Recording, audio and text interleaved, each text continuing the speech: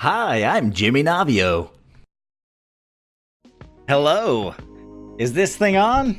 In true JimmyNavio fashion, I decided I got this little audio mixer and I decided to set it up like 20 minutes before the podcast. So hopefully hopefully it just works.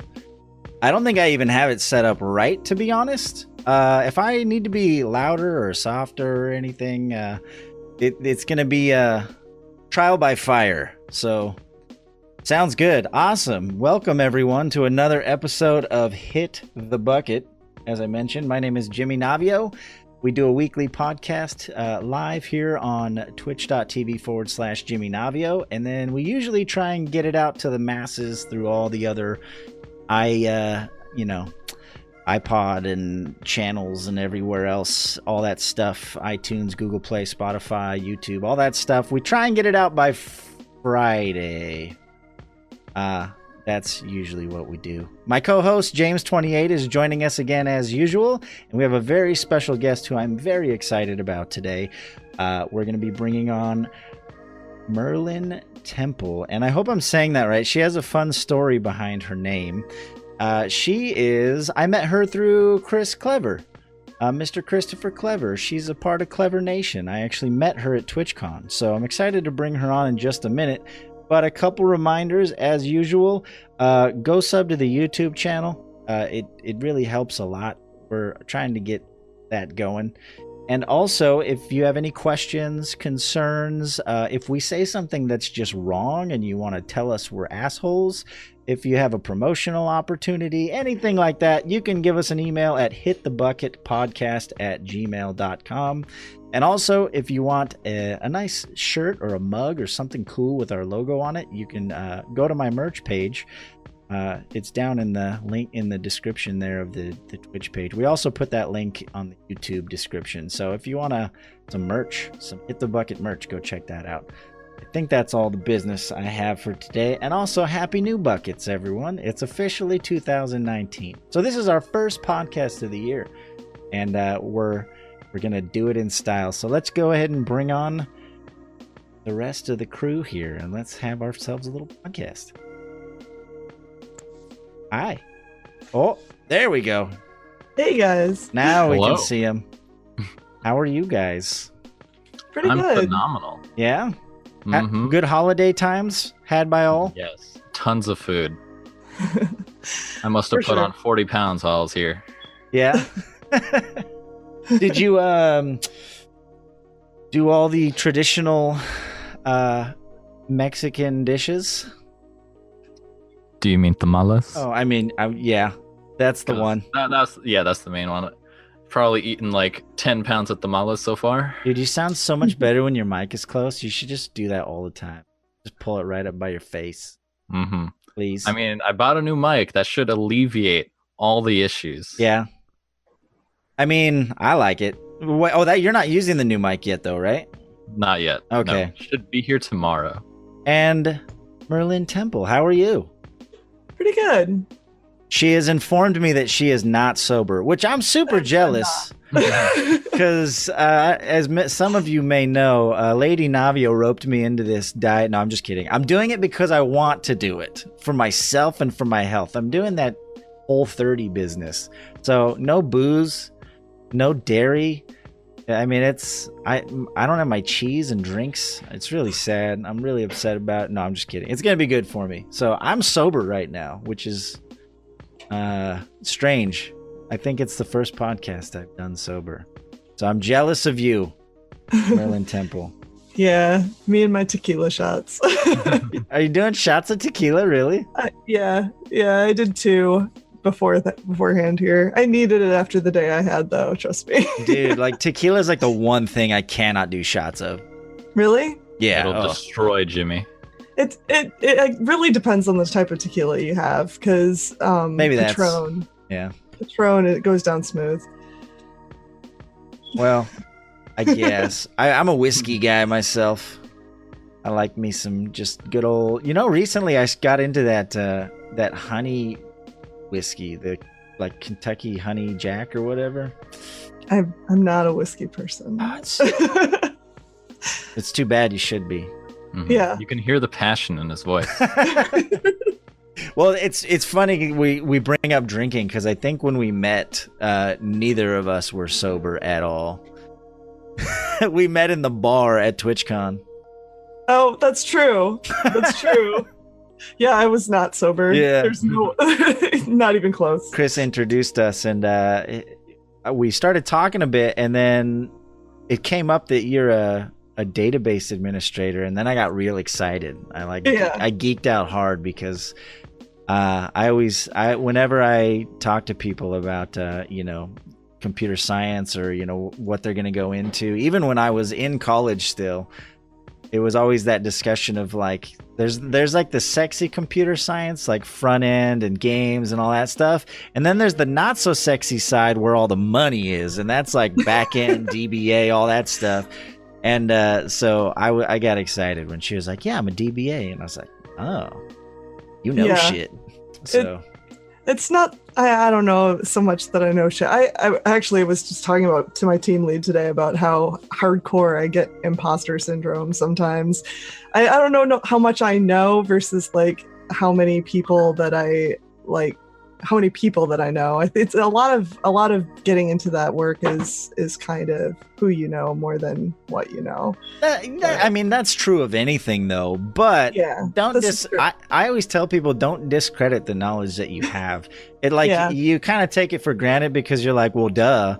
But like, you're probably in a very, very small percentile of people who have the knowledge that you have.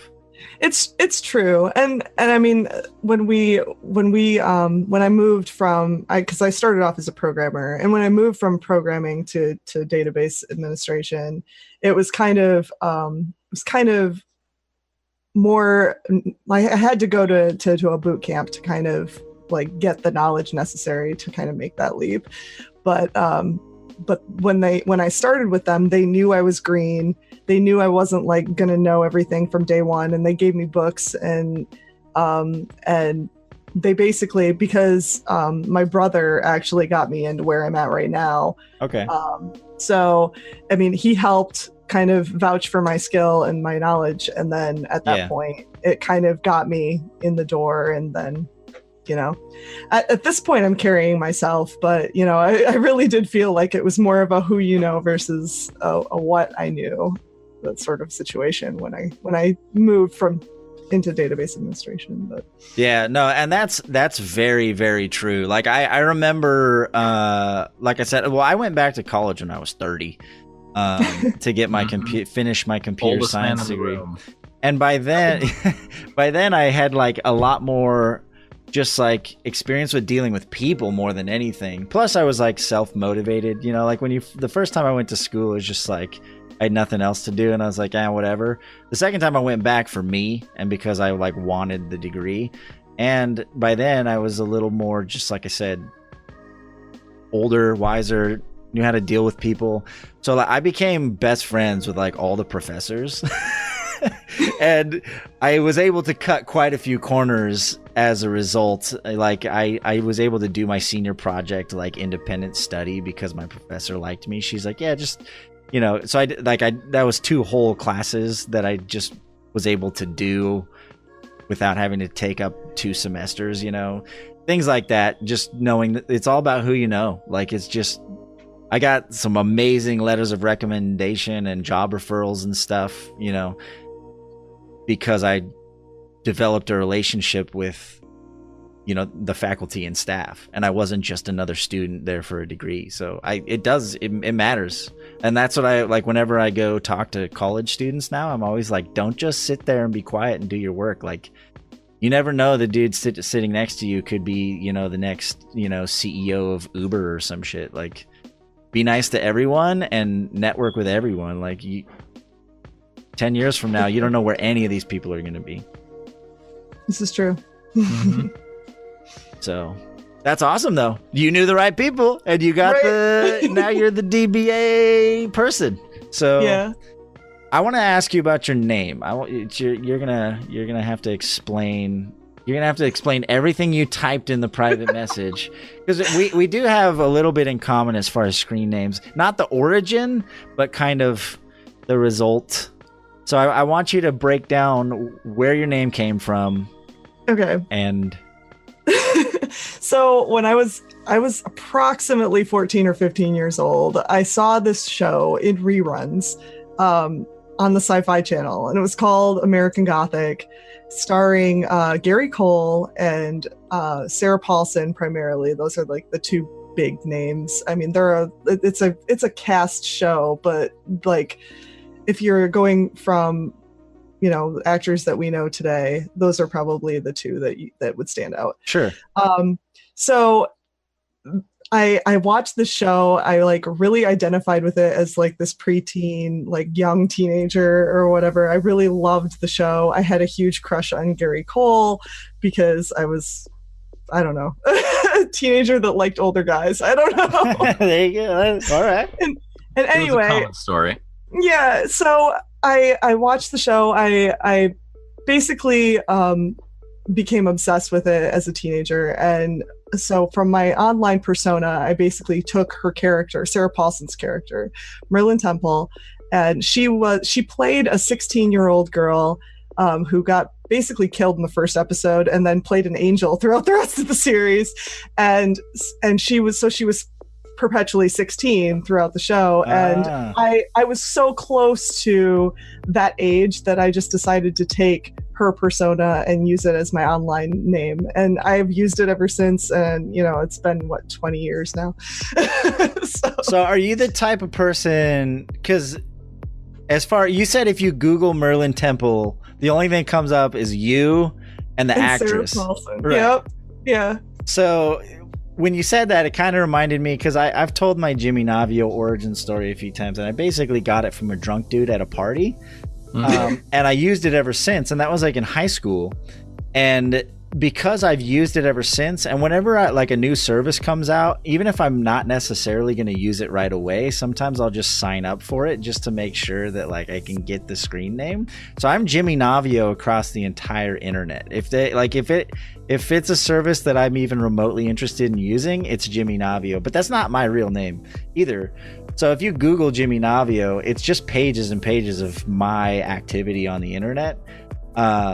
And the funny thing is, like you said, it's you or the actress. If you Google if you image search JimmyNavio, it's a bunch of pictures of me and the stuff I do, but there is this one picture of this dude who's actually named JimmyNavio, like in the in the middle. That poor dude. I know. I've completely like I've Googled my name so many times and it's never me. Yeah, I guess it's this random famous dude. It's the same picture. Like I've always wondered if it'll ever just disappear from the search results, but it's still there. It's this one random picture of this kid, and it's probably like a 10-year-old picture by now. But I just find it funny that like he's not able. If he's ever tried to use his name to sign up for anything, it's not happening.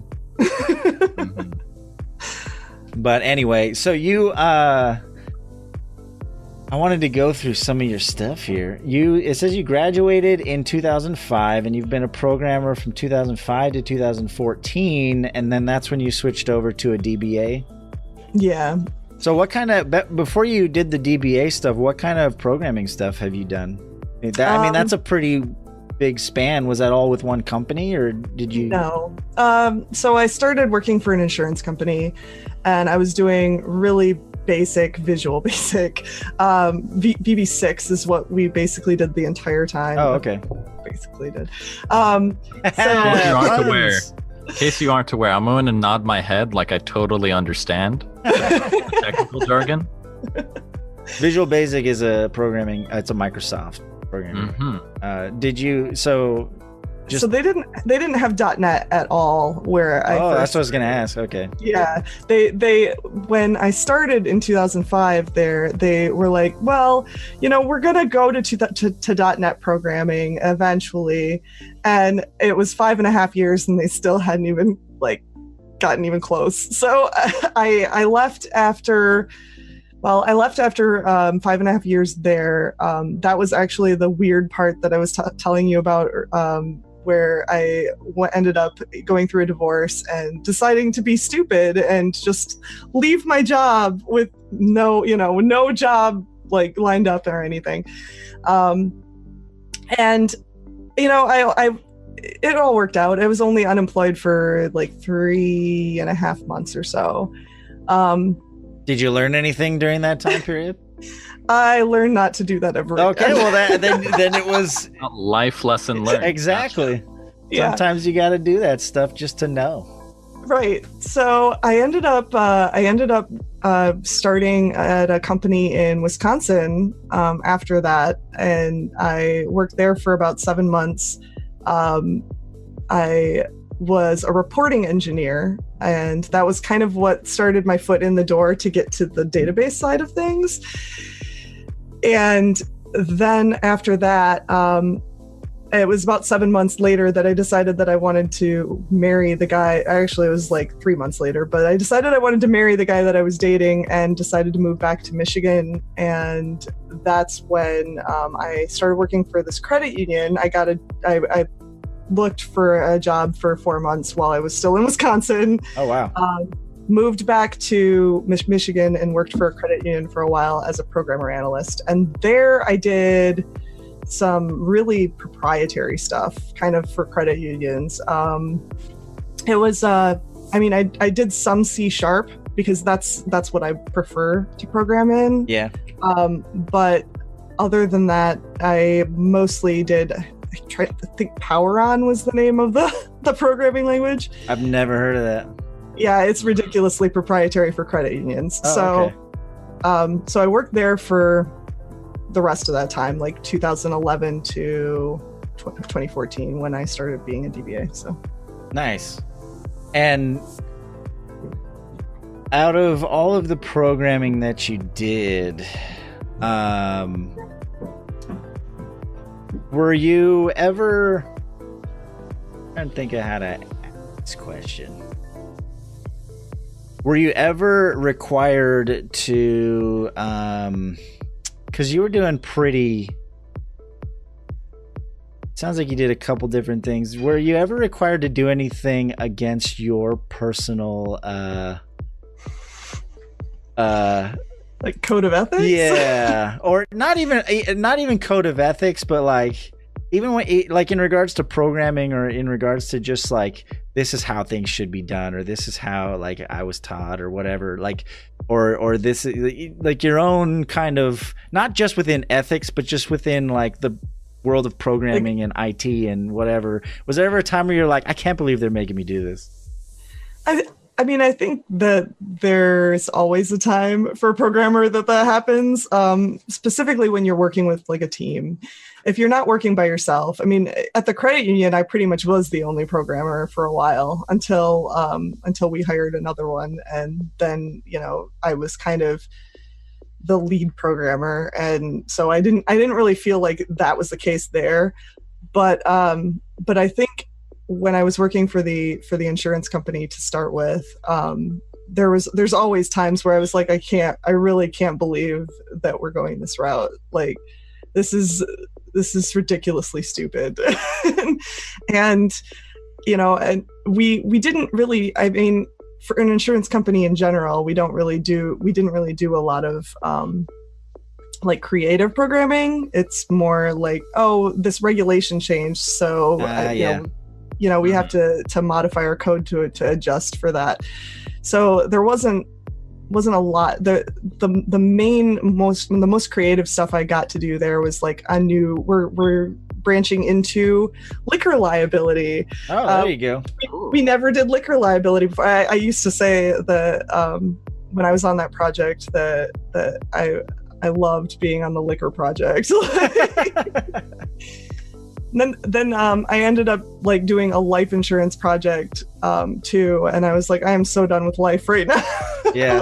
like making all of these, stupid. Do you feel like you actually learned anything about insurance?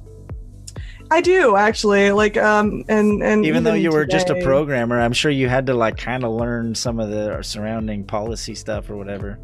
For sure. I mean, I spent 5.5 years there, and I do feel like I know, like, a decent amount about auto insurance, for instance. I know like why, the rates are so high in Michigan versus other states. Like we have no fault law here, and that true. That makes a big difference. But I mean, I only asked because I did IT for an insurance company for like 4 years, so for one of the the biggest ones. Yeah, exactly. Yeah. Yeah, you learn about stuff, and it gives you a different perspective, I think. Yeah, that's Pick up crazy. some little tips and tricks. And then you did the DBA thing, and then did you get to be a little more creative once you got into that world? Or is it mostly just maintenance? It's a lot of maintenance. I do get to do automation stuff, which is kind of fun, and I think that's been kind of my favorite thing to do so far. Is like where we're automating growth for databases, where like databases don't grow by themselves. Well, they do grow by themselves, I should say, but like if we're monitoring them ahead of time, they don't they don't fill the drive evenly. Sure. Necessarily. Yeah. So we have to kind of be proactive and make sure we have enough space, so that we, especially when we have like multi-terabyte databases, which we do. Yeah. I've been automating stuff so that we can grow stuff ahead of time and be more proactive. So Right. Yeah, like fun. that's all about just like distribution, Forecasting. right? Like forecasting and distributing the data. And have Yeah. you gotten to play with any like artificial intelligence stuff in that area at all? As far as like, Not yet. no, that'd be cool. No. It would be. Once the computers figure out how to manage the Data data science. for us, then there you go. Then you're out of a job, Jimmy. We're all out of a job eventually. It's just a matter of time.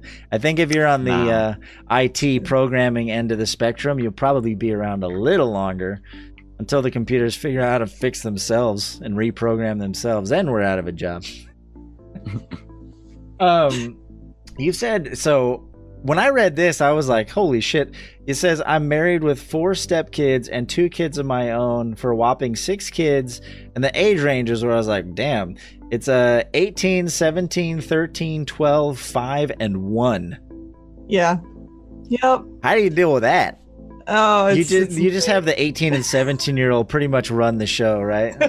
They're like, well, The older ones take care of the younger ones. the 18-year-old doesn't live with us anymore. He bought his own trailer, and he's basically Respectable. so his mom lives with him. Actually, it's kind of a joke from our side. Like we kind of think it's a little bit funny that he doesn't live with his mom, but his mom lives with him. nice. So he's doing super.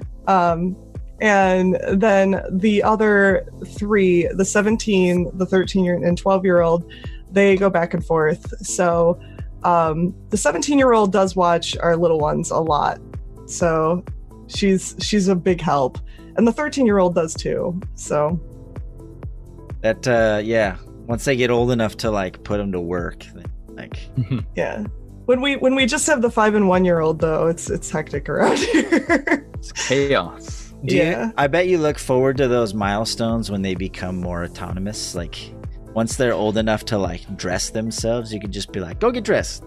or Yeah. or like take a shower, go have lunch. Like once you Right. don't have to like do it all yourself. I imagine that that helps.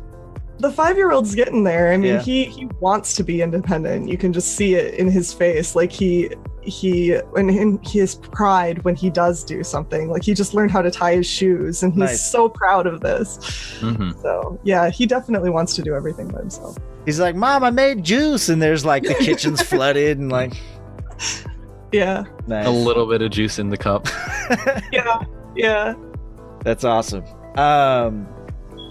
Now, the reason I know you is because you're a streamer. I met you at TwitchCon. James and I actually went together. I don't think, unfortunately. James. Yeah, that's because every time Yeah. I went to hang out in the bar, he couldn't come because he's 20. Oh. You had messaged me too. You were like, Christopher Clever wants to see you. And I was like, all right, cool. Where is he? And then I never heard back. I messaged you eventually, and I told him where you were, but like I think like he was with his like Clever Nation people, so it's kind of like you were off doing something, and so me and Evan were over having drinks and chatting with me and Bollocks. His name's not Evan. Only usernames here, Jimmy. I know, I'm terrible. Anyway, yeah, so we met at TwitchCon and talked for a bit, and I found out that you were a streamer. And so why don't you tell us a little bit about that? How'd that start, and your whole journey there? It's always everyone we talk to that's a streamer. It's always fun to hear like how they got into it and like what their motivation is and how it changed their life or didn't or whatever. It's really interesting. Everyone's got a Twitch story. Yeah, for sure. So yeah, my kids used to watch me, like my stepkids specifically, because my kids are really little, but my stepkids used to watch me play games, adventure games, just when I was just sitting on the couch, and I would make comments during them, like oh, this character just did something stupid, or like just random whatever, and Mom they jokes. thought. Yeah, whatever. And they thought I was hilarious, and they were like, "You should totally stream. You should like start a YouTube channel or something." And eventually, I just decided to give it a shot. Like I started in about it was almost 2.5 years ago or so, 2016, and near the end of 2016. I decided to stream Life is Strange because I hadn't played it yet, and I was really excited to play that one, and that's kind of the game that's like started my streaming. I did Undertale, I did Among the Sleep, which is it's a game like about a baby that wakes up and doesn't have his parents anymore. I don't even know if I've heard of that game. What's it called? Among the Sleep. Among the Sleep. I think I've heard of it. It's a horror game. I never knew it was about that. It's a horror game, and I screamed so much playing that game. Nice. I don't find some clips. Yeah, I don't normally play a lot of horror games, but when I do, I like to tell people, I like to tell my audience that my joy in playing horror games isn't the actual playing the horror games. It's watching myself play them after the fact, because those are the only ones I'm able to watch myself play. When I watch myself after the fact, I'm usually like, oh, cringe. But yeah, for horror games, I laugh at myself and have a good time. I've tried playing horror games. My main problem is I get scared, but I'm not a jumpy person. Like something will freak me out, but I don't have like a physical like visceral like response to it. In my head I'm like, oh shit, like it scares me, but I don't physically jump or anything, so it's not very entertaining for the audience. Mm-hmm. Yeah, it's rare. A man sits there in the dark. Exactly. It's rare that I jump. I have a jump scare on my channel and it scares me all the time, but I don't jump very often, so I don't know. I find it probably. And it says here you also you do Step Mania or DDR occasionally? Yeah, I've started doing that more, and I kind of took a break from it for a while, but I really want to get back to it. I used to be a huge DDR player in college. I DDR'd all the time, and my husband got me some metal pads for Christmas this year. Oh, the good ones. Yeah, kind Nice. of as an early Christmas present. He ended up getting them for me like right after TwitchCon. I think I came back from TwitchCon and we got them the next day.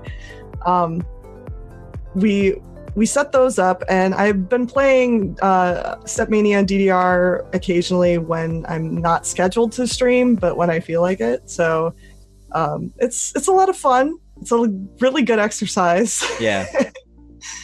Tons of cardio, yeah. Yeah, James I brought it up because James, I remember just recently wasn't it you? So in like a private, maybe like in a DLC, someone was saying they just played DDR recently. Wasn't that you? Oh no, I played Just Dance. Oh, Just Dance. I almost died. I did one of those streams. Yeah. I did a Just Dance stream like a long time ago. My friend actually, after that, she was like, James, you should play Just Dance on stream so I can like play it. And I was like, oh no. No thanks. I'm going to die on Twitch if I do that. Yeah,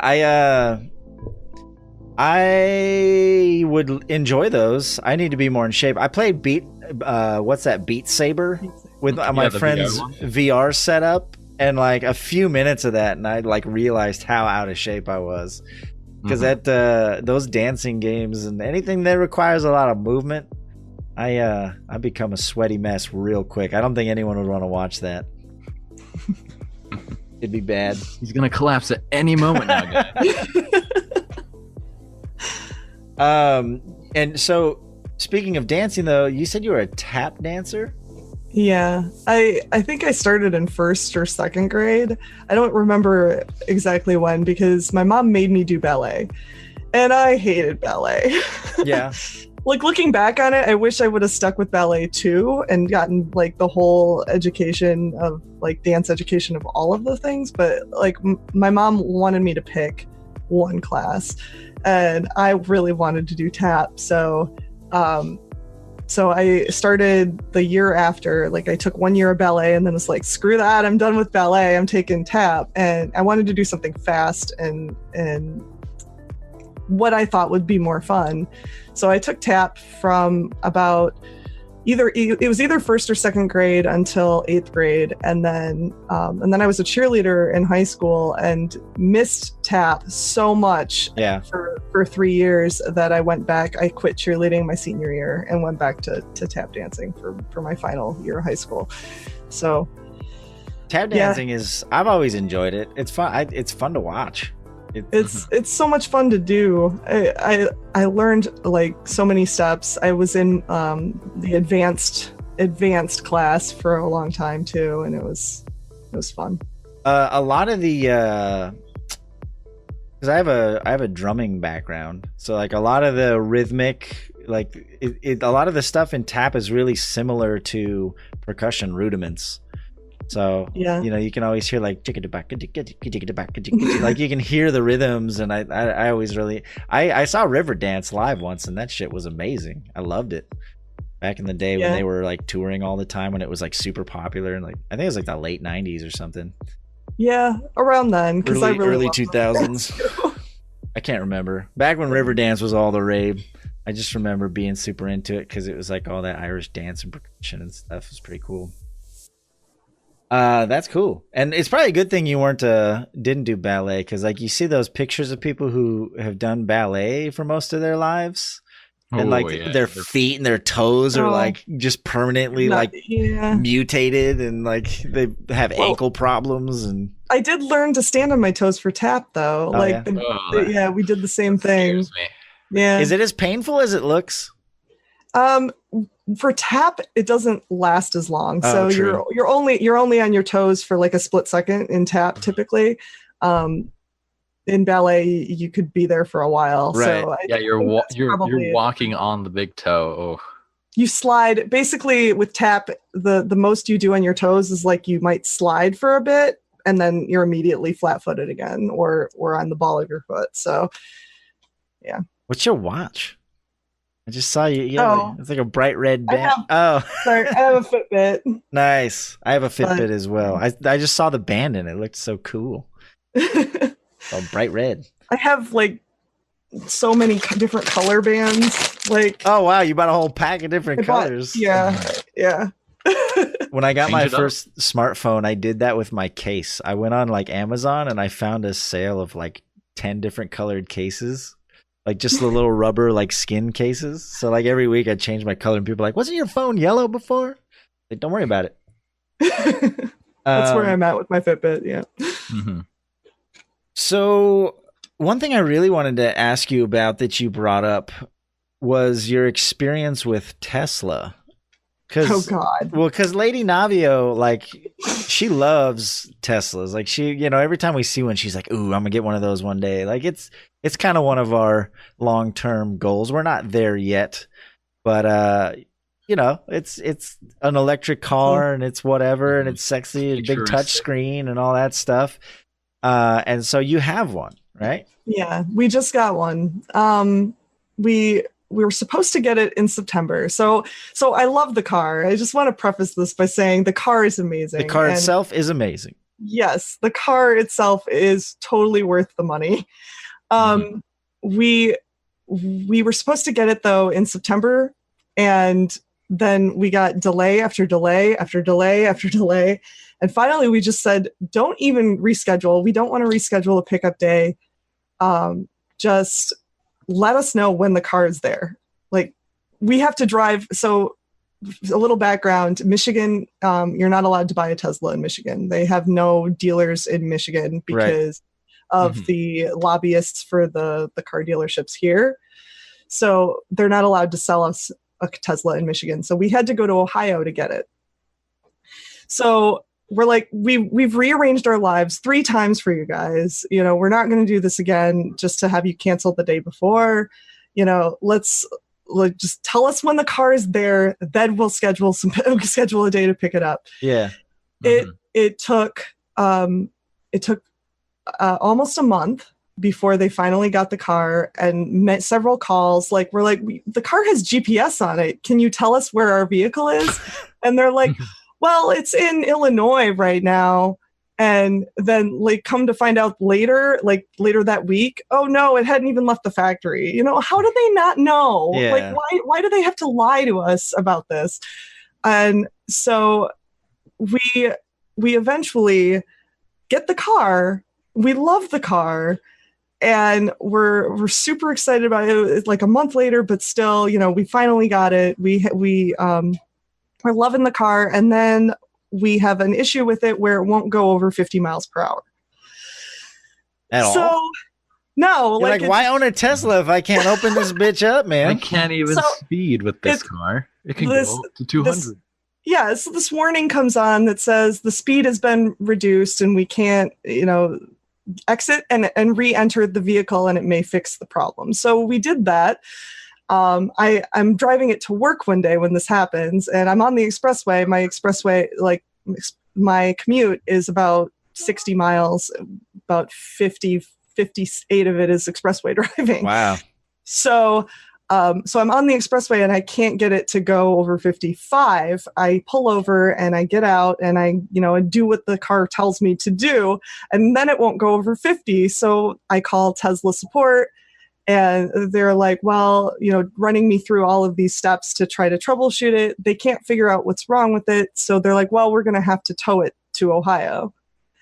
And we're like, okay, well, I guess I'm driving it back home and taking our other vehicle to work today. So I did that. And so then they told me that, well, we're not even going to be able to look at it until Monday. I think this was on a Wednesday. Because I normally drive to work on Wednesdays. So do they not have any repair facility type things they can't even have like Tesla repair places in your state?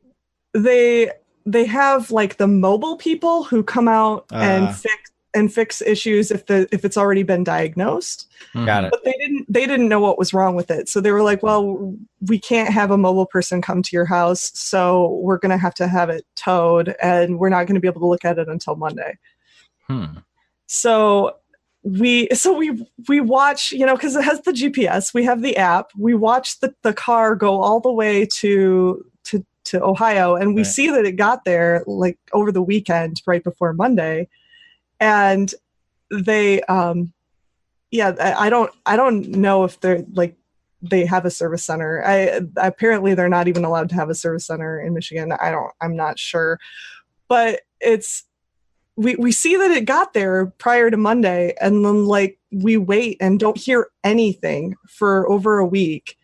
And my husband finally calls them and is like, what's going on with their car? Like, we don't have a car, and you said it would be looked at on Monday, and we haven't even heard anything from you guys. Yeah. They were like, well, it might not have even gotten here. we watched it get there. And I'm like, we saw that it was there before Monday. Yeah. We don't lie to us. We're tired of being lied to. Yeah. We accidentally totaled it. It's destroyed. Your car is gone. I'm like, we can see it in your parking lot right now.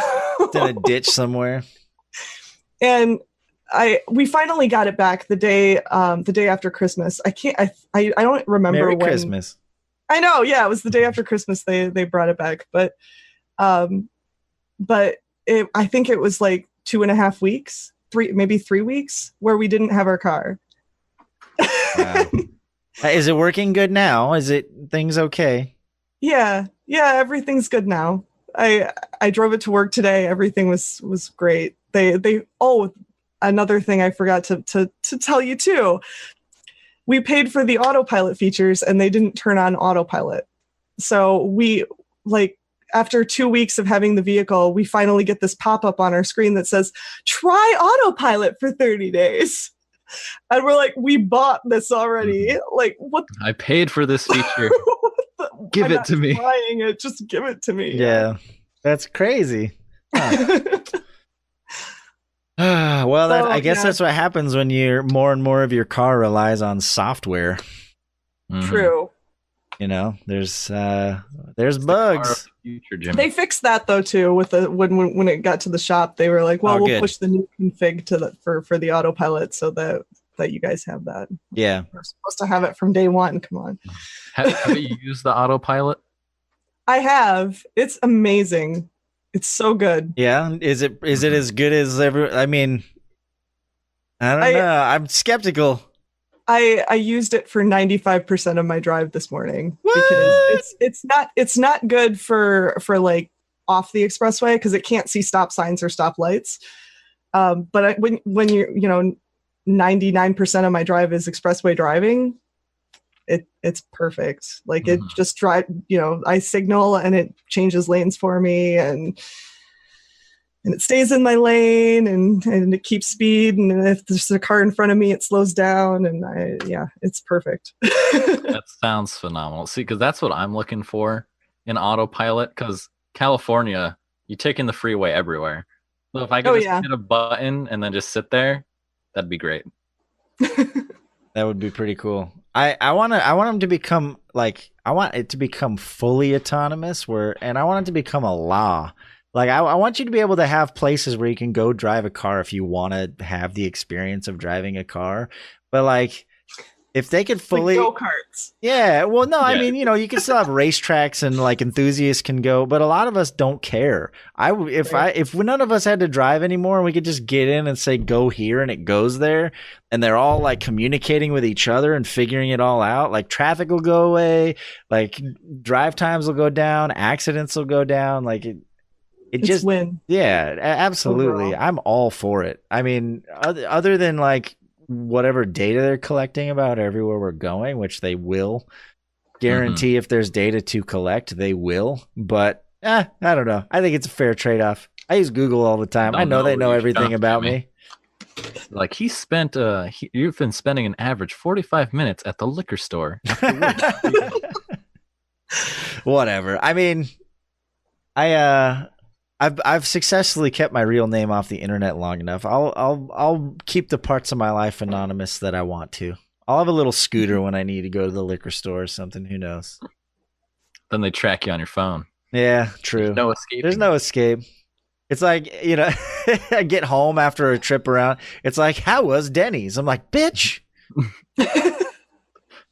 Yeah, it's 2 a.m. Don't ask me. Exactly. I wasn't there. What are you talking about?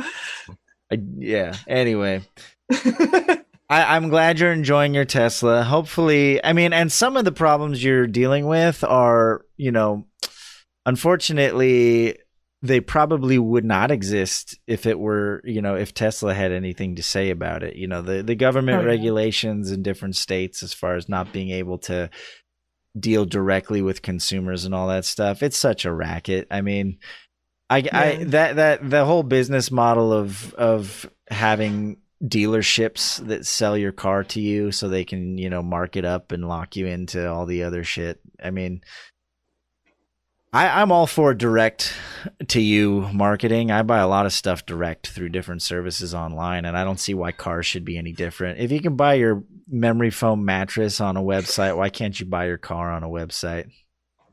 I don't know.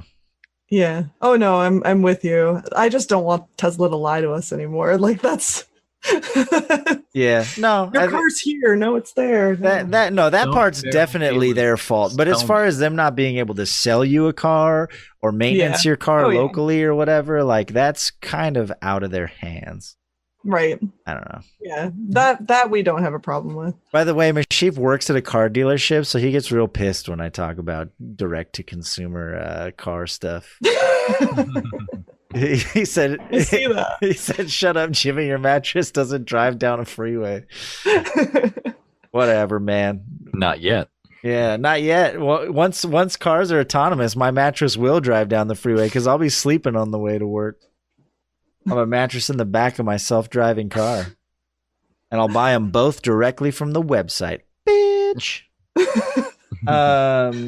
Anyway, we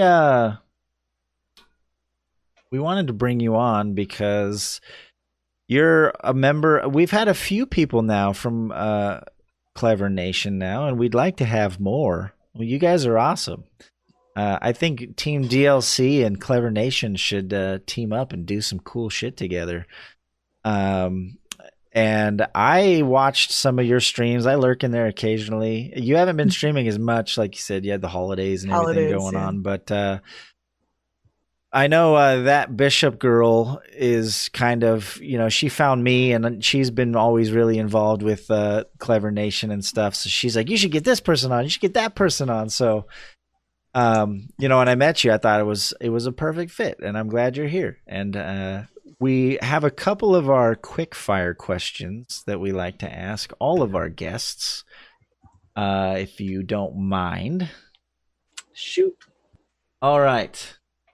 Well, first I'll ask you, since you dealt with it directly, why is Visual Basic trash? Oh my god. It's not really object oriented. It's kind of, but ugh. Yeah. Yeah, I mean, so Visual Basic. Which version of VB was it? I primarily used VB6. Oh, okay. So I took .NET classes in college, but in plain old VB6, it mimics object orientation. Yeah. Okay. And so, without going into too much technical detail, can you explain to the people why it's such a difference between having .NET and not having .NET? And can you, essentially, in layman's terms, the best I can explain it is that .NET is a very useful set of libraries and tools that connect a lot of things for you. And if you don't have those, it makes it a lot more complicated in Windows environments to get anything done. Would you say that's fair?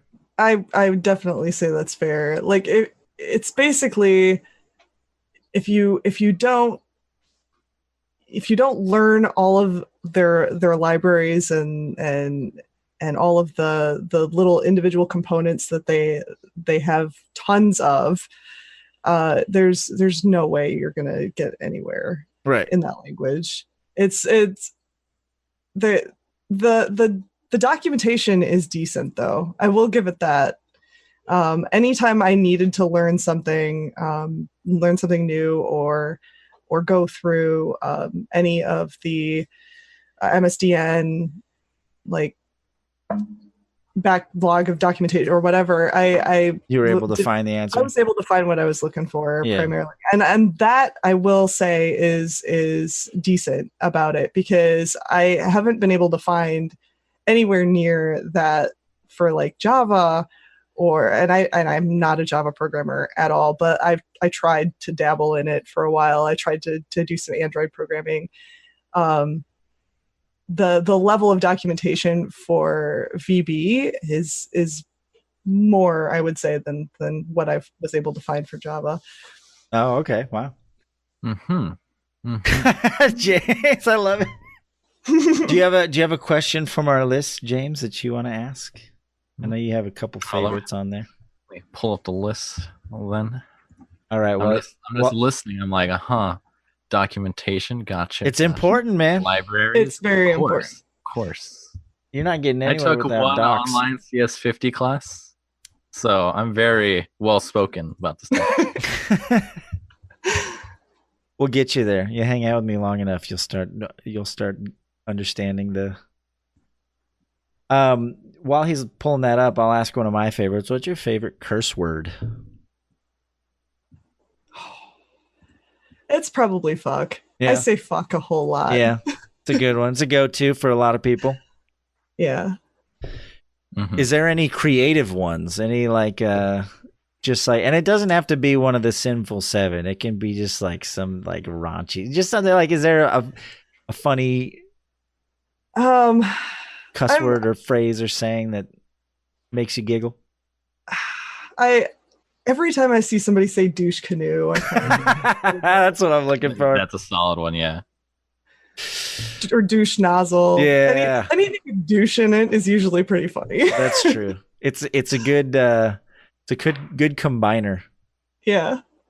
I like it. Combine it. There's a lot of words you can combine it with, and it just makes a douche cake, or who knows, whatever. You put it with anything, and it's funny.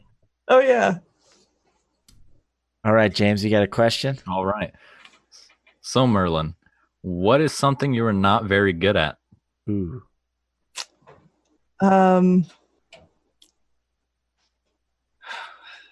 Something I'm not very good at. There's a lot of things I'm not very good at.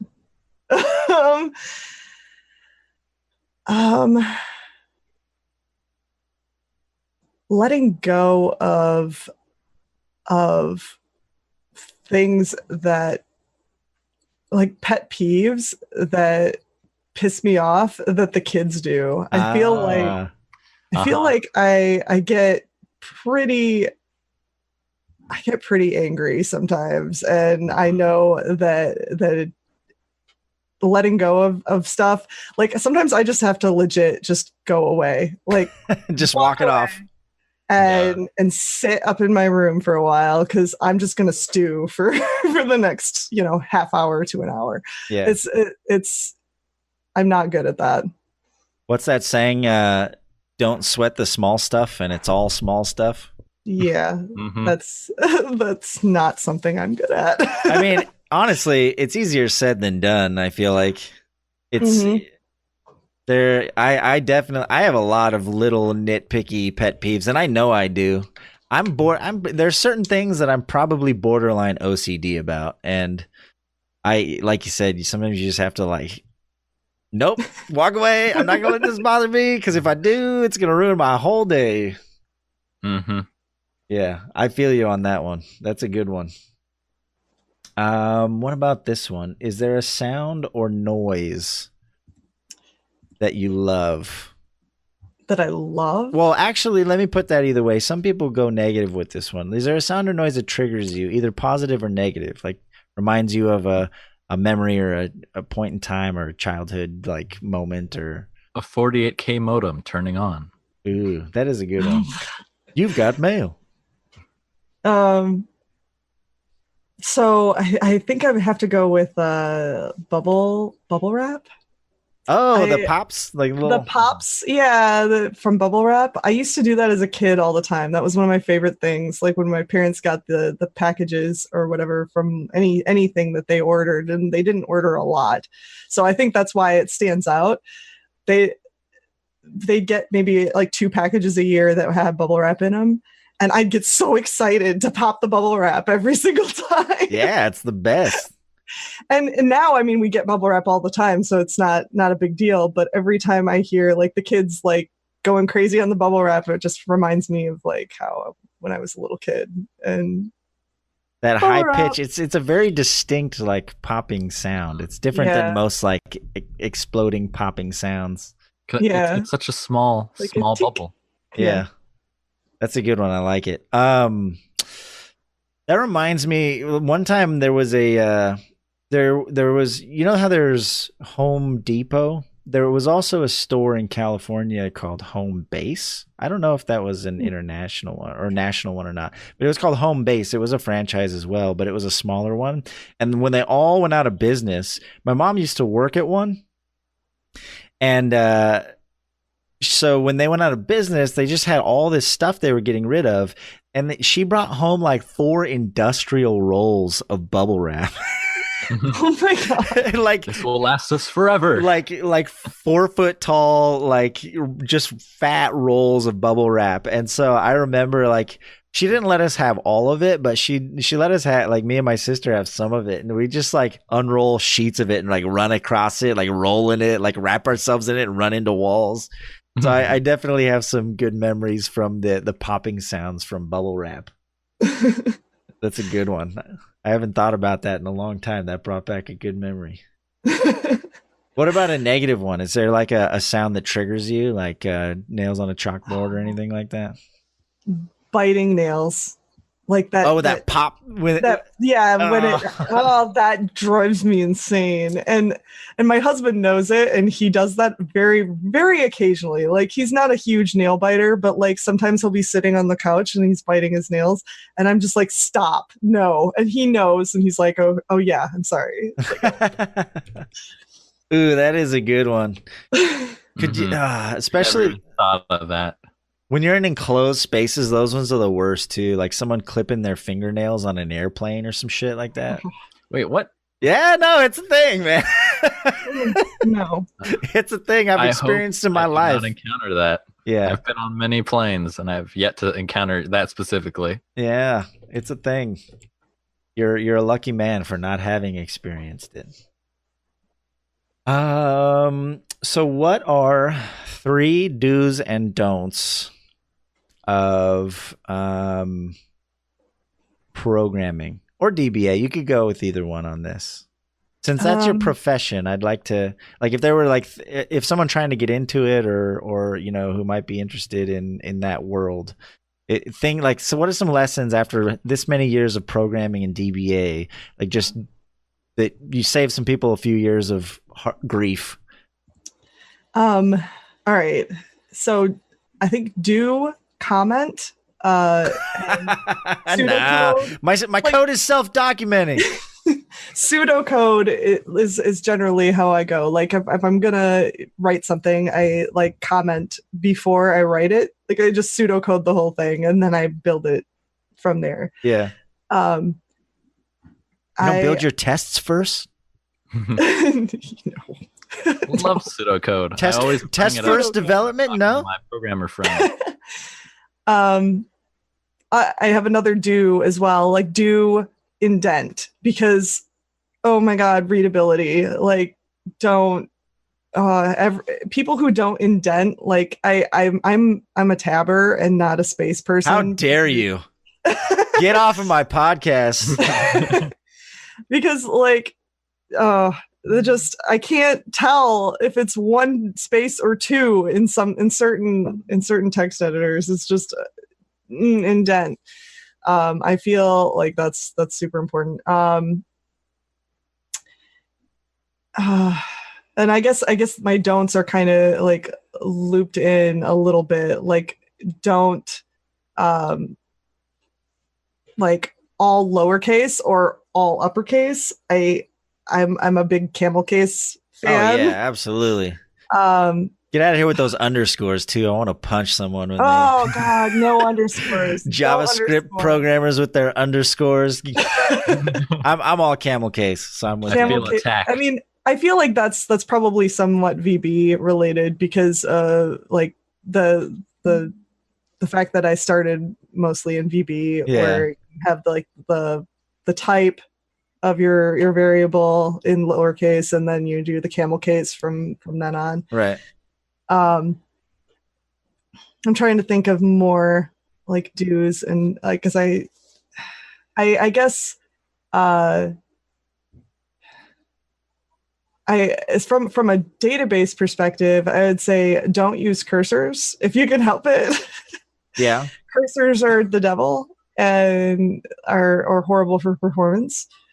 But they're so easy. But they're terrible. Don't use them. All right. Set-based solutions there's usually a way to find a set-based solution rather than going through a loop. It's especially with where a database is concerned.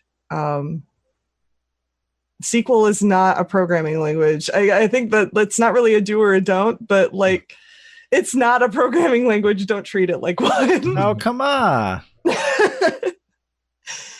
You don't want all your business logic right there in your database functions. You don't. That's not. I did that for the insurance company. We did a lot of coding and stored procedures. So I've been in both worlds. And as a DBA, I say don't do that, because I've dealt with having to deal with the fallout from having to watch performance issues because of some stored procedure that's just running insanely long and draining all the CPU. All right. Fair enough. So, those are some good do's and don'ts for any of you nerds out there. If you don't know any of the words she said, you Google them and learn. Teach yourself some things. Learn PowerShell. That's my last. Ooh, that's a good one. PowerShell is. I've just recently learned PowerShell in the last few years, and it's definitely worth it. Yeah, it's a lot. I probably should spend more time in PowerShell. I'm quite versed in Bash, but PowerShell is got some pretty cool stuff. You can do almost anything. Oh yeah, it's crazy. All right, I think we got most. Oh, we got to ask the last one that we always ask everyone. Room, desk, and car. Which one do you clean first? Ooh, I think it would be desk for me. Yeah. And I mainly because I just sort of started cleaning it. Fair enough. If I don't have my desk clean, I feel like I lose a lot of motivation to sit, because I spend most of my time at my desk. I mean, in my room, I sleep, and I can usually let stuff go up there.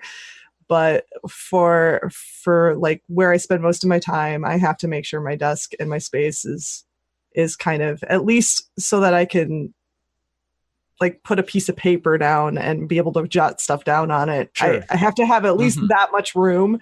And if I don't, it kind of drives me a little insane. Yeah, you are in the majority for Twitch streamers. That seems to be and exactly for that reasoning, it's where I spend most of my time. So desk's got to be, if I'm gonna sit here and I need to know where things are, have room to do stuff. What about what's after that? Probably room. Room. Our cars are a mess. We have kids. How dare you? The Tesla cleans itself. So, yeah, when are we gonna have autonomous cleaning in our cars? The Tesla's clean because we haven't had it that long. Oh, but true. Like the Pacifica, we have a lot of kids, so yeah, we have a minivan, and the Pacifica is a complete mess. You went with the Pacifica, huh? You're not rocking the Windstar?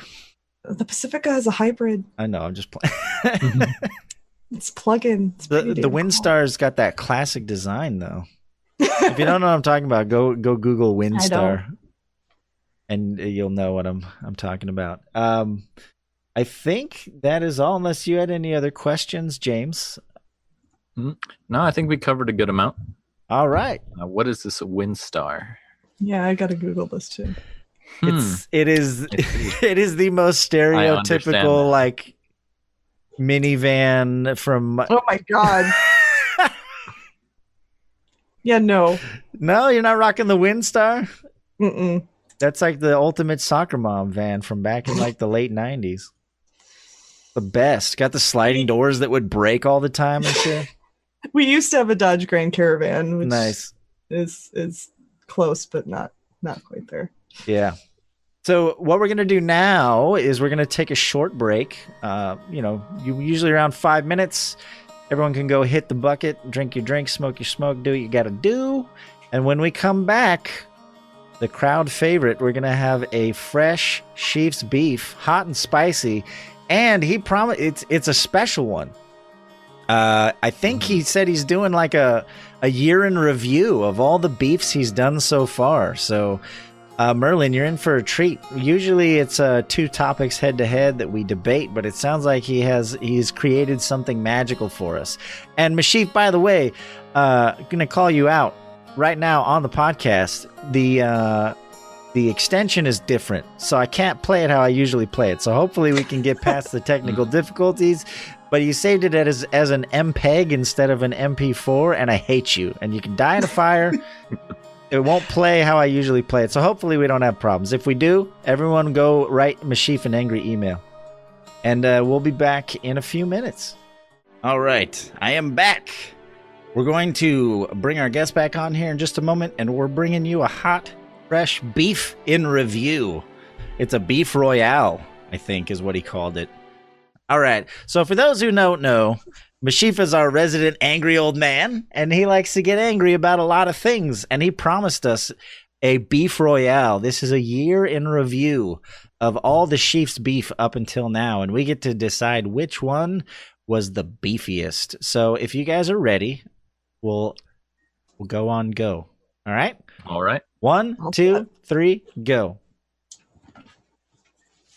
Tonight, we're going to witness the most anticipated beefs in the history of Hit the Bucket.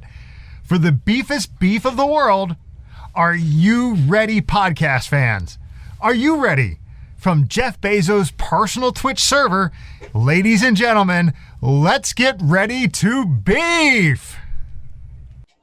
Welcome, everyone, back to the ring for the first Chiefs beef of 2019. Love that. I want to take this opportunity to take a look back and see the beefs that we've gone through this year. And at the very end, I'm going to let you know what is the biggest beef of the year. Now, here's a couple beefs that we lost in 2018. That we lost? Did we have to edit them because of... That lie's okay. The little white lies, I'm down with. The ones that don't matter, no big deal. Yeah, you look great in that shirt, whatever, move on. Okay? Lie to me. You gotta go, hey man, hey, can you come here? I need some help with this fucking thing. Oh yeah, sorry man, you have trouble with the self-checkout there? Yeah, it's broken. Oh yeah, these things never work. Hold on, let me go get my manager. Okay, I know. Thanks. Okay. Bacon toothpaste, bacon toothpicks, bacon vodka, bacon lube, bacon condoms. They're all fucking out there, and they all make bacon worse. They don't make the other thing better. Outside of that door, looking at the receptionist on the other side of the door. Doors. You both know what's about to happen. She's going to get annoyed because you're bugging her at work. You're going to get annoyed because you're bugging someone at work. Yes. But this fucking door is in your way, right? Made of a little tiny spider, but it looks even stupider when you're walking down the street and you're on the phone. And what happens? You run into a net and you're doing this. Fucking spider. Right? Serving it in the break room is some sort of celebration. We'll go ahead and pretend that it's not. A real party is getting some booze together, getting my friends together, getting some music. Let's hang out and have a good time. But can you do that at work? Fuck no. Not washing your hands like this, like a normal human being. Sinks! You're up underneath in the corner trying to wash your hands. Fuck cake. Cake is the lowest tier dessert. Cake is served He's still not wrong about cake. In the year, and only 3 times. Nobody goes out of their way to eat fucking cake. You're going to eat it for a birthday, like we said a second ago, for a wedding. When I went to visit him, he gave me little now at a birthday that it's time to dial it back and cancel the whole fucking thing, okay? If everything causes cancer, then nothing does. Now, it started, this whole thing started with commercial free, right? It was commercial free. It was new. They could say curse words. Does that stuff happen anymore? Every single day. You're spending 10 to 15 minutes every day getting it right so it looks proper and you get a good who's that guy? And that's only important because you're required to by your job. Shaving, you're fucking bullshit. I'm a man. Let me be a man. All you guys out there with beards, enjoy them and cultivate them. Latest, greatest game and how it's going to create the most immersive experience that you've ever. Woke up, I pour the cereal. The blue screen. Go to take a bite. Shit, something's off with this fucking cereal. It's sour. Well, you check the milk right away, right? That's the first thing you're going to go for. Cereal. No, it's not. It's not the milk. I still what could it be? You look down at your bowl and you go, oh shit, this fucking thing is moving. It is 100% full of ants. I just ate ants. Holy shit. Journalism. Sorry, didn't mean to scare you there. Why journalism? Journal force. Congratulations. Space Force. Good job, Earth. We're officially out of problems. We can now start focusing on the important stuff like space. They did a dusting of cheese on top. And they go, oh, can we put the bean juice on it? Excuse me? Yes. Has that question ever been uttered in the history of the world? Who wants bean juice on their fucking burrito? Bean juice. The sheaf ain't no thief. That's why you're the beef. Those were the beefs that we lost in 2018 and some of my absolute favorite clips. Now what we're going to do is put two of 2018's beefs up against each other to figure out which is the biggest beef of 2018. There'll be a short clip for context, and like always, we're going to have an opportunity for Jimmy, James, Chat, and our guests to give their input and figure out which is the biggest beef of 2018. So here we go. Here are the beefs. All right. Hold on, I think I see something. Stop what you're doing. The joke police are here. We disagree with something you said. Even though it was a joke, we've taken offense. The joke police are everywhere, and they're calling for people's heads over fucking nothing. This was a joke. It was a simple joke. And you know what? Dan Crenshaw, he ate it up, and he used it to his advantage, and he actually won his election. So this joke actually really helped him. Then everyone was so pissed off, all the pundits and the fucking CNN and all the other news stations, they all got so upset over this joke, this fake outrage. Nobody lost sleep. Nobody was hurt. It couldn't possibly be the worst thing that's ever happened to Mr. Crenshaw, right? We have literally hundreds of username and passwords. The average business person that needs a computer for work has 200 logins. And you know what? There's a new one every fucking day. And these things are a pain in the ass to keep up with. Not only do you have to change it once a month, but you have to change it using the credentials and the rules that they set. Okay, there's no standardization. There's the deal. Thank you, everyone, for your input. Before we find out what the biggest beef of the year is, I want to give a quick shout out to everyone that watches live on Twitch and has been a part of Hit the Bucket this year. It's been a fantastic 2018, and I can't wait to see what kind of shit I can complain about in 2019. Now, let's figure out what's the biggest beef. It is. Oh, no. Were we supposed to pause it? Oh, you didn't say. There was no pause, Meshyf. There wasn't. Was that weird jump cut the pause? Oh, you're the worst. All right, my new biggest beef is not giving proper time to. You usually say, we paused at the exact Jimmy, same time. James, Chat, guest. Tell me which one's the bigger beef. It wasn't enough. Effing chat, boys. All right. Well, I want to debate him anyway, even though we saw which one was the bigger beef. And I think I would have ultimately, in my head, I was already thinking I was going to go joke police anyway. But Merlyn, why don't you so the two final head-to-head contestants were joke police and login credentials, which I ranted pretty hard on both of these, but I would love to hear your opinion on them. So Meshyf sent me like the podcasts that they were initially from earlier today, and I watched them earlier today, and I had already kind of formulated the debate in my head before seeing this. Okay. So I'm kind of glad that that this happened, because I would say the same thing regardless. So I kind of figured, after having watched both podcasts, that Meshyf would actually say login credentials, but personally, I was gonna go with joke police. Okay. I feel like login credentials, like I have, and I'm kind of with you, Jimmy, on the one pass. Like one password is what I use actually. LastPass or one pass, or there's a few different, there's a lot of different tools, solutions. Yeah, tools for that. Managers. So I feel personally like login credentials isn't as big of a beef as the joke police. I feel like the joke police is something that impacts everybody in a really stupid way. and I think that's more why I think that's the bigger beef, because come on, guys, like, that's more, that was such a stupid joke that like didn't hurt anyone, and to get all up in arms and all offended over absolutely nothing, it just, every time that happens, I just roll my eyes and go, yeah, that's why Trump won. Well, yeah, and as like a streamer and like entertainer, content creator, it's like we have to constantly be worried about like, offending someone all the time. Mm-hmm. Yeah. You do, Jimmy. The backlog is growing. The black James is making a list. He's going to write an essay of all the times I've offended him. JimmyNavio has said out of context that will hurt him in the future.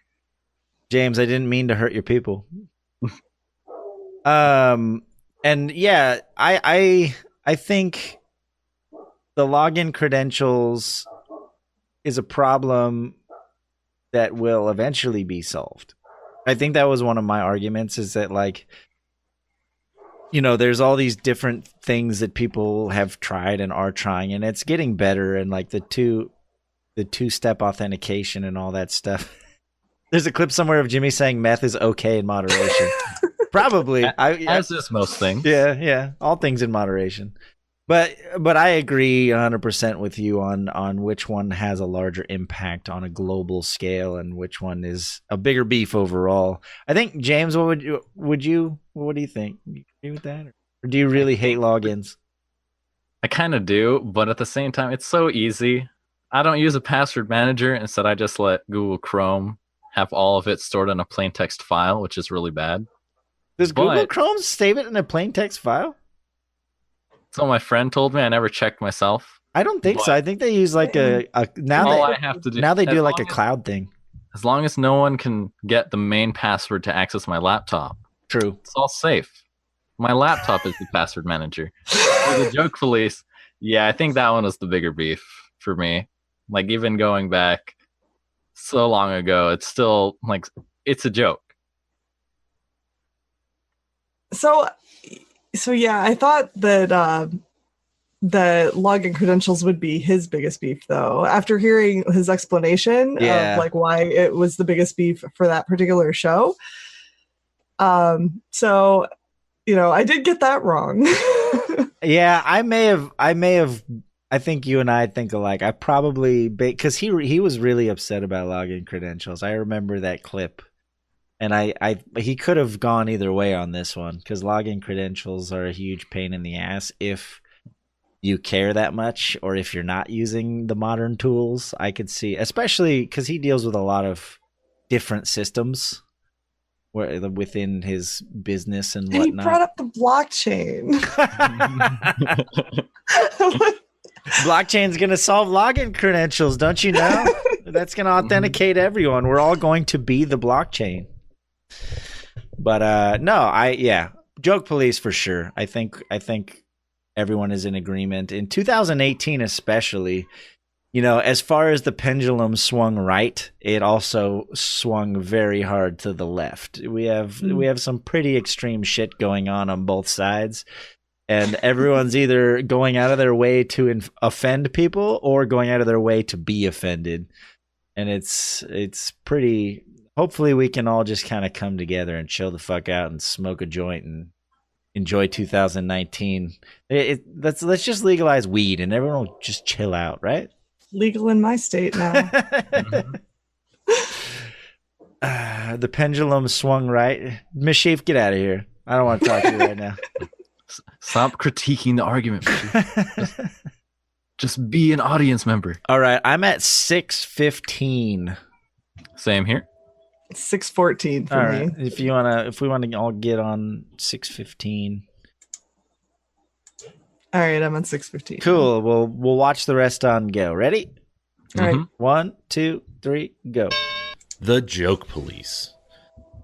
We're at a really weird point, right? In 2018, we had tons of controversy over jokes and who's allowed to say what. And this comes down to a couple of things. As a country, we need freedom of speech, and we need to be able to take a fucking joke. In 2019, let's look forward to more jokes. The raunchier, the more inappropriate, the better.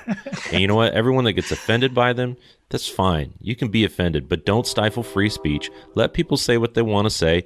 And hey, if it's a joke and it doesn't mean any harm, maybe chill the fuck out. Okay? Hear that So train? 2018, the biggest beef of the year is the joke police. Thank you again, everyone, and have a great 2019. All right. Thank you, Meshyf, as always. I don't pay him. He actually does that because he likes doing it, he says, but He complains for free. So thank you for always being willing to put one of those together each week. You can find him at twitch.tv/Meshyf, MESHYF. He's a friend of mine. He sold me my car. I met him through JimmyNavio. They used to work at the same dealership before we moved. So thank you, sir. And be looking in the mail for your wedding invitation. Coming soon. Yay! Let's talk about some stuff. Some fun New Year's stuff happened. You talking about Ninja? I mean, there were a couple of them that I thought would be fun to talk about. If anyone was watching TV on New Year's or happened to cross the Reddit threads that spawned as a result, there was some pretty fun goings on. The first of which, actually, real quick, leading up to the failed floss attempt. Oh my God. He did his best. Let's talk about the fact that leading up to that, there was already a bunch of controversy about the whole Ninja New Year's thing, right? That's true. Like that, maybe that deserves at least a little bit of a discussion before we make fun of Ninja some more. But the whole New Year's event and them just blatantly advertising Ninja's stream on everyone else's channel, right? What did you have an opinion on that, Merlyn? I keep wanting to call you Marilyn because Merlyn to me is like that's Merlin. Yeah, like the wizard. Yeah, exactly. Merlyn. Do you have an opinion on that whole thing? Oh, I didn't even notice it until like Twitter started blowing up. I have Twitch Prime, and I thought for some reason that like Twitch, like I thought we got an email that Twitch Prime was going to stop like doing the ad blocking. It's based on your renewal.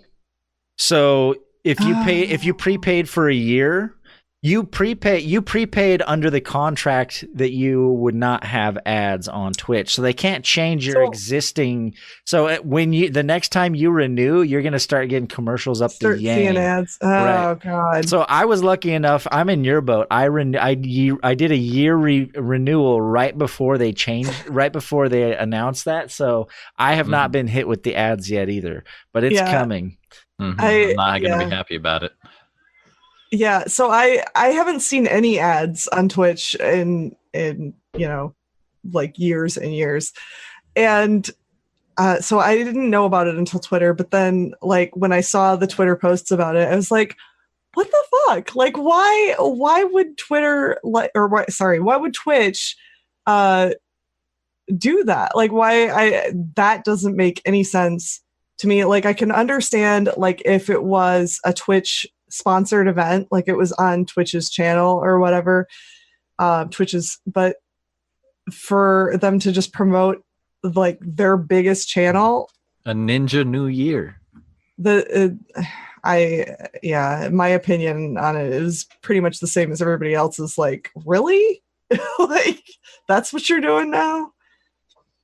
I did find it really funny that how Ninja responded, though. Well, that's when it got even worse. A whole other context. Because he put his shoe right deep inside his mouth. He deleted that tweet quick. Oh yeah, I don't know how they let that go out at all. He's got to have like a manager or something. Like someone had to have been like, dude, not a good idea. I want like. If he doesn't have a manager, he probably will after that tweet because that shit was stupid. He was like, straight up was like, he was like, I don't see what the big deal is. We're bringing more of an audience to the platform. We should be happy about it. It's because it's me, isn't it? It's just like, I mean, I'm paraphrasing, but it was something along those lines. It's because it's Ninja. Would it be the same if it were anyone else? And it's just like, no, that's not the point, jackhole. Right. A rising tide lifts all boats, Pepega. I mean, I get that argument, and there is some truth to the fact that yes, by popularizing Ninja, more people will find Twitch, which means they'll probably check out Twitch and find other people they like. I get the argument about the growth of Twitch in general, but the problem with that argument is that those ads were on Twitch. Yeah, right. They weren't. They already there. Right. We already knew about Ninja, and we choose not to watch his content. It'd be one thing if those ads were on a different platform. If you were putting those ads on like YouTube or just on Google.com, if you had that ad off to the side, come watch Ninja on New Year's.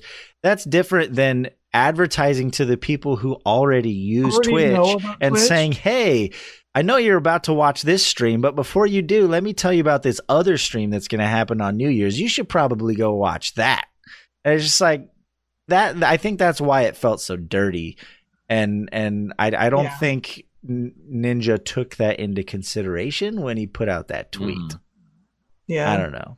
But he deleted it pretty damn fast. Yeah, but once it touches the internet, it's forever. So right. I mean, it's been clipped, screenshot, reposted everywhere. Yeah, it's been memeified over. I mean, people made response videos, and no, you're not getting away from that one, Ninja. Think next time before you hit that little send button, bro. Anyway, I mean, I guess he got what he deserved with the whole the whole floss thing. I'm gonna pull up the main Reddit thread that I saw was on r cringe. That was hard to watch. Yeah. I love the caption, epic gamer moment. He tried to use his public influence to get everyone to floss at the same time. And notice in this clip, I don't know if we'll be able to play this without getting copyright on the YouTube, but we'll post the link to it. Notice in this clip, the camera cuts and the cameramen are trying their hardest to find anyone. They'll like, it pans to like one dude in a like by himself doing it. They're like, "Oh, hurry, we need to find someone out there. We're doing it." It's bad. We're gonna watch it and you're all gonna cringe. All right, it's real simple. If you guys have all flossed before, real simple. I mean, like with your teeth too, I mean, you're just going in, out, in, out, in. I mean, it's just it. That's it. So we're going to try to get 1 million people right now to dance in Times Square. Yeah, I bet you there's some masters of flossing here. Are you guys ready? Are you guys ready to floss? Show us what you got. Okay. Show us what you got. Let's get some floss music on. We're getting ready. It's so wet. It's so wet. It's so awesome. Some floss music. Should we count music. down? We're going to get some tunes on. Absolutely ready? And 3, 2, 1. Yeah. Hold up. Floss, baby. You guys know it. Come on, man. I want to see it. Oh, there's one. Get it going. There's one. I'm like hitting my wife for you. Wait, you want to come up? Everyone floss, let's get it. Come on, baby. Show me what you got. Show me what. Just move. If you guys know it, just move. It's all I want to see. They've all got diapers full of poop. They're not flossing. This is not that big. It's been raining. They're freezing. Nobody's moving in the whole crowd. They're just like staring at the guy. There's like one guy like just doing his own little dance off to the side. Like, oh, it was so painful, man. I just hit my own mic while I was dancing. Ninja, and just being told all you got to do. You're gonna be everywhere. It's being broadcast everywhere. All you have to do is get the audience to floss. And he's like, all right, sounds easy, perfect. And I get to be on the screen, and then that happens. Yeah, the real world is not your Twitch channel. They're not gonna listen to anything. They're like, who's this dude?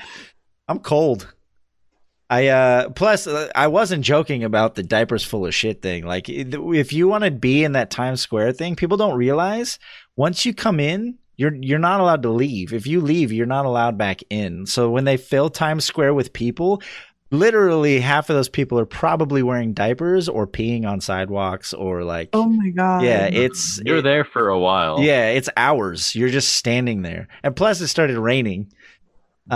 So yeah, those people are miserable. They've been out there for hours, and he's like, "All right, guys, let's floss," and then I'll go back to my penthouse where it's nice and warm. Like, when did that air? I didn't actually watch it on New Year's Eve, but like, was that like close to when the ball dropped, or? I'm honestly not sure either. I think so, but I didn't see it live. Yeah, it was.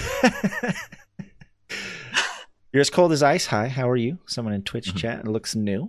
Welcome. I just know I opened up my phone like around sometime after, and it was all over our cringe. Yeah, it was.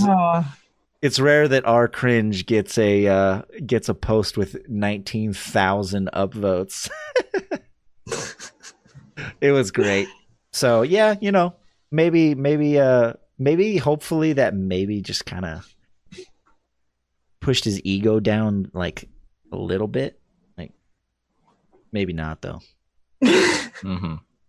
Probably not. No, probably not. It's wishful thinking. This one was good too. Somebody compiled all of the I don't know if anyone saw that Anderson Cooper was taking shots every hour. And I guess he's not used to taking shots. He doesn't do hard liquor, but every time he takes a shot, he like loses his shit so hard. He like is. I don't know if he's ever had vodka shots before in his life. It's I thought he said it was tequila.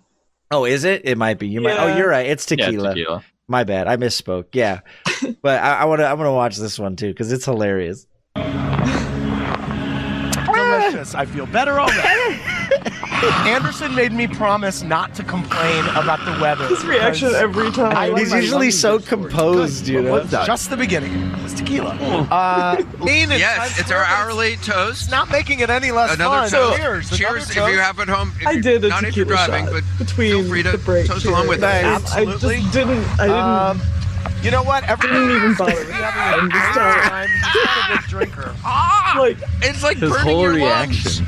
lungs. Your lungs. Like seriously, you can tell he does From not back drink. Times Square, it is Ever. the top of the hour. The crowd is counting down to the top of the hour. So the frost, the top of the hour. His eyes are getting a little. Tequila shot. I hope This is you have number one 3. with us at home.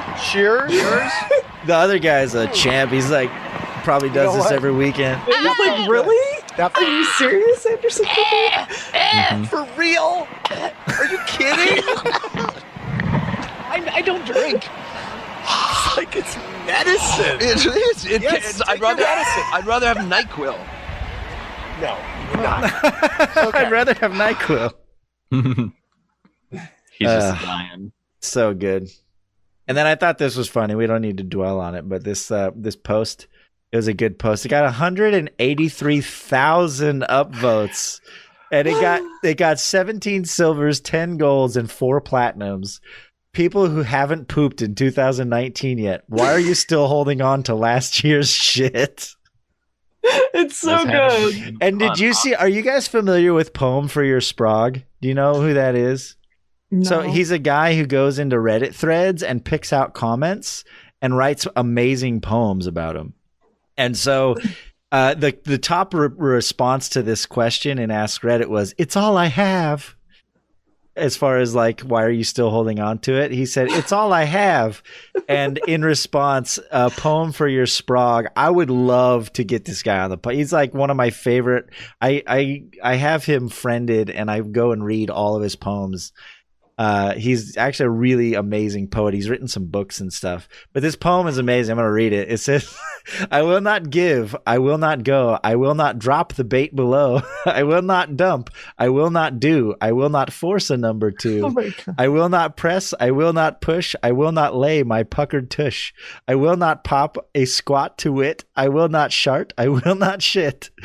My stool is cool. My deuce is dear. It's all that's left of yesteryear. You think I will, but I will not. I must not poop. It's all I've got." It's all I've got. And yeah, no, he part right there. They always flow perfectly. He's got the right like rhythm, and He just does poems to all the Reddit. Oh yeah. Go find him on Reddit and look up his. Look, if you go to, you click on his name. All he does is wait for opportunities these are all poems that he's written. There's hundreds of them. Oh my god! And they're amazing. Yeah, you totally should have him on the podcast. They're amazing poems, and I love this guy. If anyone knows Poem for Your Sprog, I want to interview that guy so bad because I love his stuff. I've been a fan for I think Lady Navio gets annoyed with me because she's at work and I'm like sending her poems for your Sprog, like completely out of context. So, like they don't make sense half of the time. Please tell me that you sent her this one. I don't think so. Well, now you have something new to do, Jimmy. Yeah, it's true. Well, right now, when I go upstairs after the podcast, it's like, have you read this one yet? There was one about books recently that I sent her that she really liked. I wonder if I could find it. It was a really good one. But yeah, no, this guy is amazing. So that was my favorite part of that whole thread is the fact that Poem for Your Sprog showed up. He usually shows up if it's a fairly popular topic. A lot of the Ask Reddits where people have interesting responses, he'll just show up and write like amazing poems. And in half of his poems, there's always an arc to him, and there's always a thrilling conclusion to each. The last two lines are always gold. And in half of them, there's a little boy named Timmy, and he kills Timmy in half of his poems. Somewhere towards the end, the last line will be something like, and Timmy fucking died. Let me see if I can find one. There's always Timmy dies a lot. Here's one. So let's look at the context. We'll do one of these. I won't dwell on it too long, but let's see what the context is. So it says here, you're offered $1 billion, but you have 10 years taken from your lifespan. Do you take the money? Why or why not?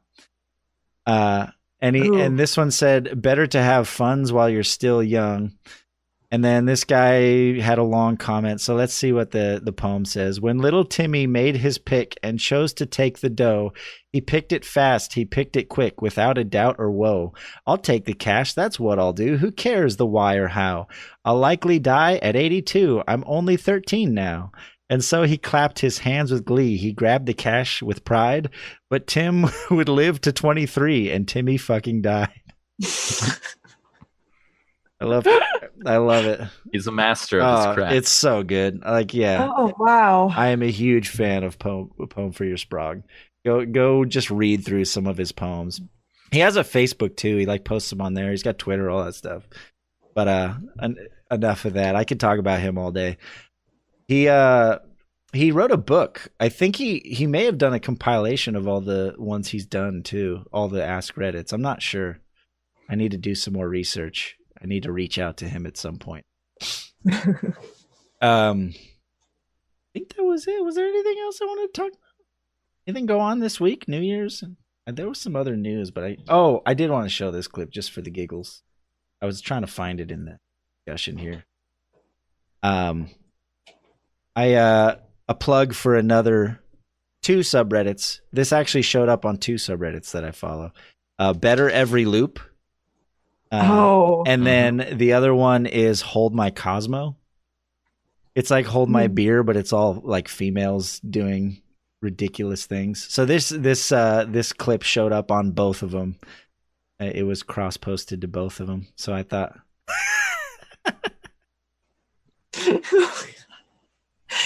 It does get better every loop. Oh, yeah. Well, you notice different details every time, Right. Like it doesn't actually explode until it falls standing straight up. It nails her. And I didn't notice until a few loops how that little dangly flappy part of her dress just goes shooting up. It pushes it up over her face. It's fantastic.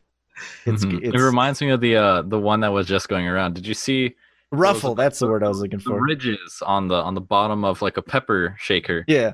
Hey, you flip it over, you take the salt shaker and you rub it against it, and the vibration makes the pepper come out real smooth. What? And then a guy's like, oh, did you notice the ridges on the bottom of a beer? So he takes his beer bottle, just flips it over, it's pouring on his face. He takes a second beer and starts rubbing it on the bottom.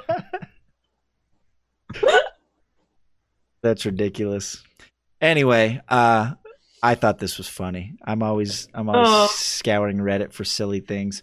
But New Year's was good. I think I'm hoping that 2019 will bring some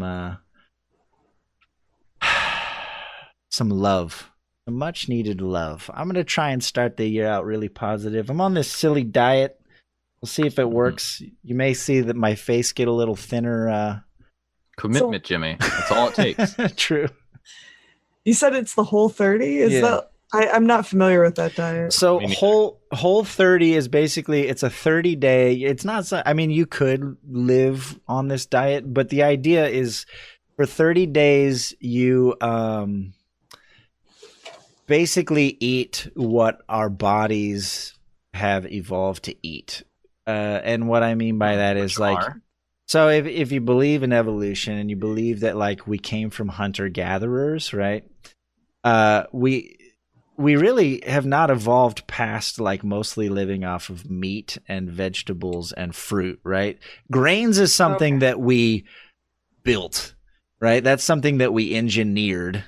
It's not something that we were supposed to eat in mass, right? So similar to ketosis, which is very similar. Except the difference is the argument is that we're not evolved to eat dairy on in mass either. So no dairy either on this one. It's straight up meat,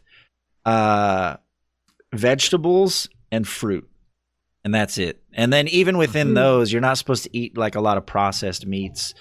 Even there's certain vegetables like legumes that you're not supposed to eat. Basically, anything that our hunter-gatherer ancestors would have eaten on a regular basis, that's what you're supposed to eat. And it's supposed to reset your digestive system. I'm saying supposed to a lot because I don't really buy into diets hardcore. But you need to read some scientific publications about this diet. Absolutely. If it really works. Yeah, it's very similar to paleo or keto. It's kind of a version of those with some different restrictions and stuff. But I'm all down. If it'll make me eat less, I will lose weight. And no beer at all or liquor. No alcohol of any kind. Engineered product. Exactly. They weren't finding beer out in the wild. Maybe wine, never beer. Yeah, I mean, maybe if you accidentally ate like a fermented apple out in the wild, but like fermented things were not something that we were supposed to consume in mass. If you're going to go with that argument, but I'll probably lose weight. I mean, I could just not drink beer for a month and I would lose weight. So, that's probably. I'm looking forward to it. Lady Navio has done most of the legwork. She did all the research. She had a friend from work who was like, "I'm doing this. You should do it with me." And then she came to me and said, "Hey, I'm doing this. Let's do it." And I said, "Yeah, absolutely." So, we're doing it. We have an agreement in our household that she does almost all the cooking and I do pretty much all the dishes. So I eat what she eats anyway. I guess I really don't have much of a say. Unless I'm like, I'm going to go going on this diet whether you knew it or not. Yeah. Which it's awesome. I'm looking forward to it. We'll see. I'll probably sleep better. I know that. I figured he was going to say he did most of the eating. Yeah, exactly. She does all the cooking and I do all the eating. That's probably not too far off. I usually finish my plate and half of hers. She's like, I'm full, and then I just I'll eat it. So part of the diet is just eating what's on your plate, Jimmy. Nah, I clear all the plates on the table, not just mine. Like, you gonna eat that? Oh, you're done?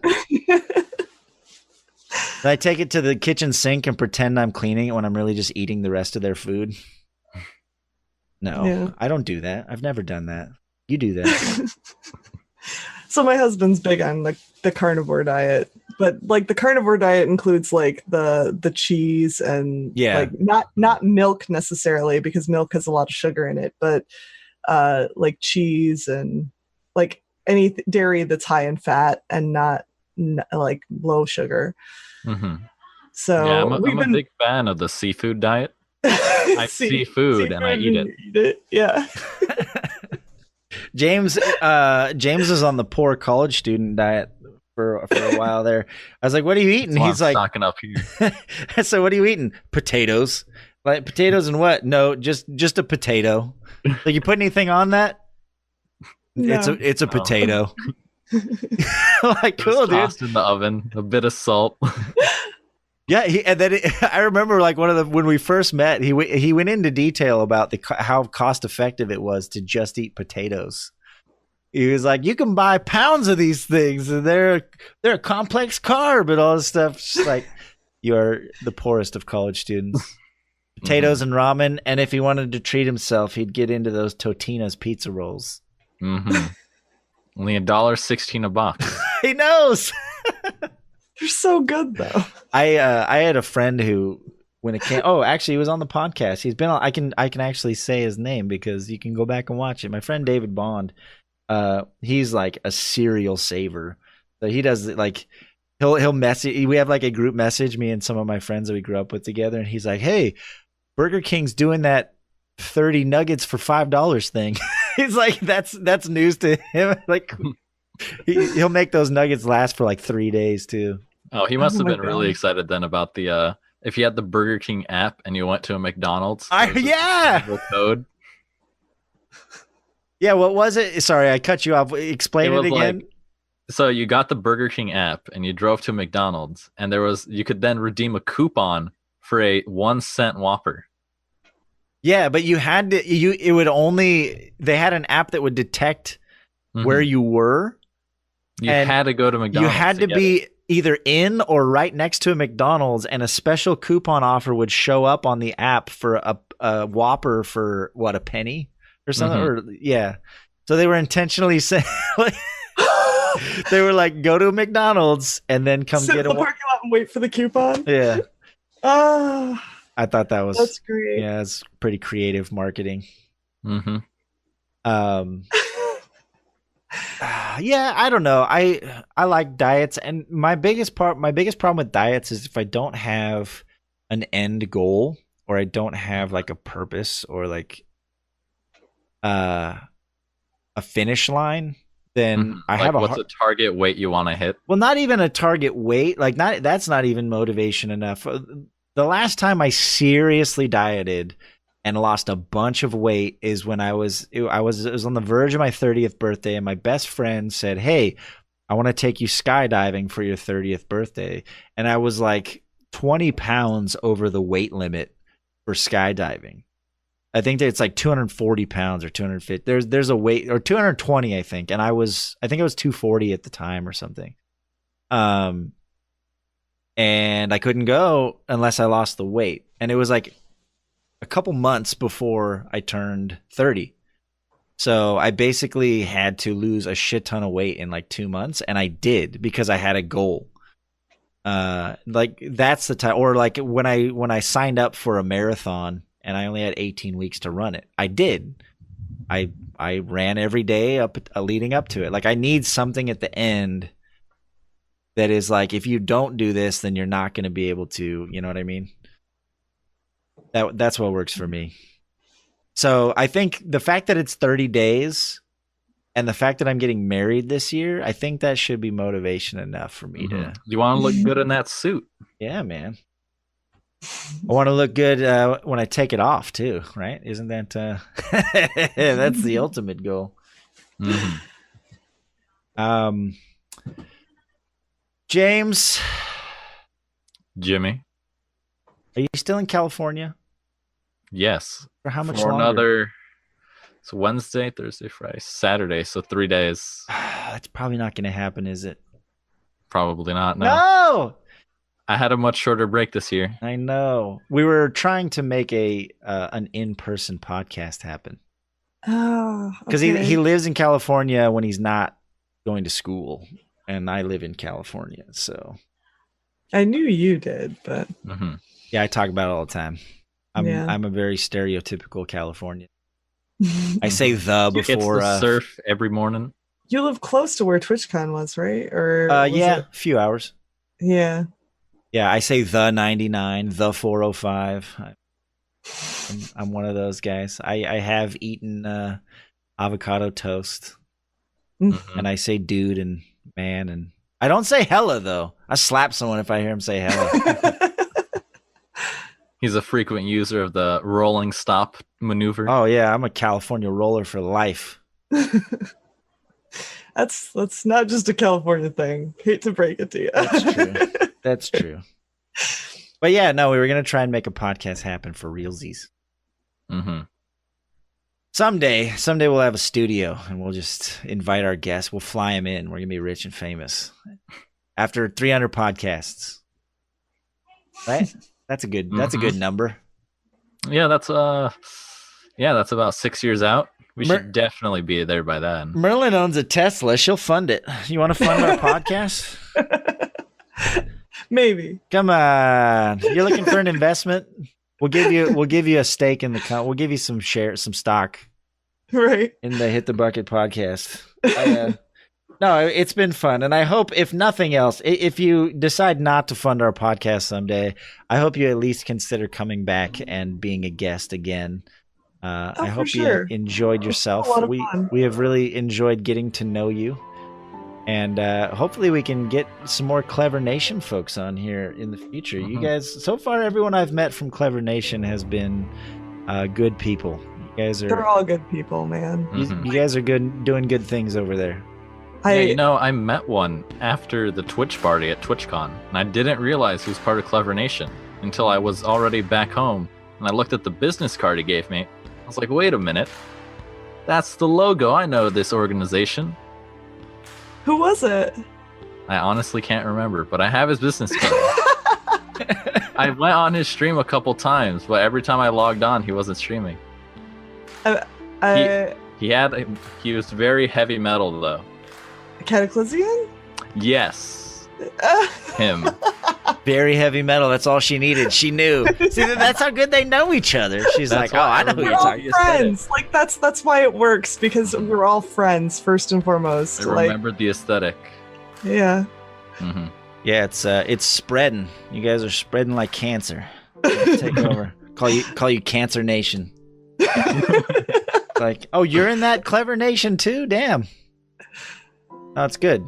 I'm all for it because I know that, like, I know Christopher, his whole thing is like, he has a very positive, like, message and what he's trying to build it on, and that's important. Like, that's why I'm a fan of seeing anything like that that's just gonna, like, move the world even slightly more in a positive direction. Like, I'm on board. So I think what you guys are doing is awesome. Mm-hmm. I mean, I'm just a member. Like the community managers there are amazing. Like they shut down any sort of drama before it even becomes a thing. And I mean, I haven't even noticed any, like, it's so much just friends just hanging out and chatting. And I think a lot of the problem with Discord in general is that, you know, we have a lot of individual Discord servers, and that's fine. Like, you need your own Discord to promote yourself and for people to hang out in.